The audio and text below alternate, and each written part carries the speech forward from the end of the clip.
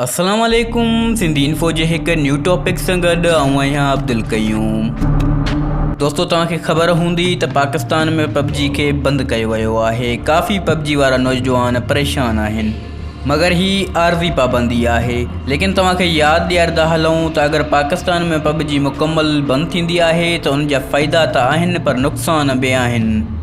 तव्हांखे हैरानगी थींदी त पबजी बंदि थियण जा नुक़सान कहिड़ा। अचो त हिन वीडियो में डिस्कस कयूं था। चैनल के सब्सक्राइब कंदा ऐं घंटी जे निशान के ज़रूर क्लिक कंदा।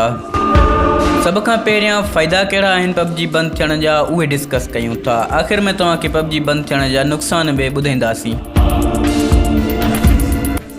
अक्सर नौजवान पबजी में चिकन डिनर जी तलाश में घर जी मुर्गी ऐं दाल बि विसारे वेठा आहिनि। उन्हनि जी ज़िंदगी रिलैक्स गुज़रंदी ऐं मामूल ते अची वेंदी।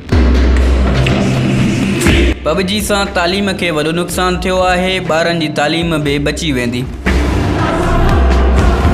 हिन साल नौजवाननि जूं ख़ुदकशियूं वधियूं आहिनि। अक्सर नौजवान डिप्रेशन जो शिकार थी विया आहिनि। काफ़ी नौजवाननि जे डिप्रेशन जे पोयां बि पबजी मुलविस आहे। कुझु ई ॾींहं पहिरियां लाहौर में हिकु नौजवान पबजी रांदि हारजण ते ख़ुदकशी करे छॾी, जंहिं सबबु PTA खे हुकुम थियो त पबजी ते नज़रसानी कई वञे।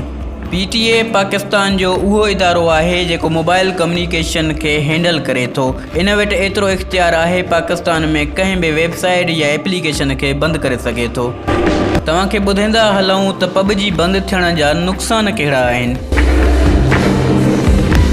इंटरनेट ते तव्हांखे काफ़ी अहिड़ा चैनल मिली वेंदा जेके पबजी जी वीडियोज़ ते हली रहिया आहिनि। उन वीडियोज़ मां नौजवान कमाए रहिया आहिनि। उन्हनि चैनलनि ते उन्हनि जी खोड़ महिनत बि थियल आहे ऐं उतां रोज़गार बि कमाए रहिया आहिनि। हिन वक़्तु हालात अहिड़ा आहिनि, नौकिरी जो को बि आसरो कोन आहे। हिन वक़्तु कारोबार बि शायदि हिकु नए नौजवान लाइ कामयाबु न थी सघे। जेकॾहिं हिन जी ऑनलाइन वीडियोज़ वारी कमाई बि बंदि थी वञे, उन नौजवान ते छा गुज़रंदो। काफ़ी अहिड़ा बि नौजवान हुया पबजी जा अकाउंट्स या पबजी जा कॉइन UC वग़ैरह वेचे हिकु सुठो मुनाफ़ो कमाए रहिया हुआ।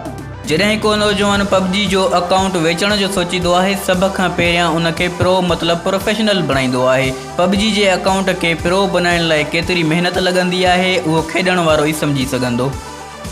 सिर्फ़ु महिनत न, ख़र्च बि ईंदो आहे। हज़ारनि रुपया नौजवान पबजी ते ख़र्च करे वेंदा आहिनि। हाणे जेकॾहिं पबजी मुकमल बंदि थी वेंदी आहे त उहे नौजवान जेके पबजी ते हज़ारनि रुपया ख़र्च करे वेठा आहिनि, उहे बि डिप्रेशन जो शिकार थी वेंदा।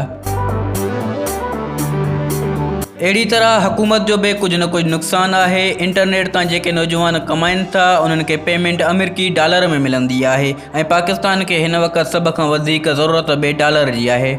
आख़िर में इहो चई सघिजे थो त कंहिं चीज़ जा नुक़सान हूंदा आहिनि त उन जा कुझु न कुझु फ़ाइदा बि हूंदा आहिनि। पर मुंहिंजो पर्सनल इहो मञणु आहे त पबजी जा फ़ाइदा घटि, नुक़सान ज़्यादा आहिनि। तव्हांजो रायो कहिड़ो आहे, कमेंट में ज़रूरु ॿुधाइजो।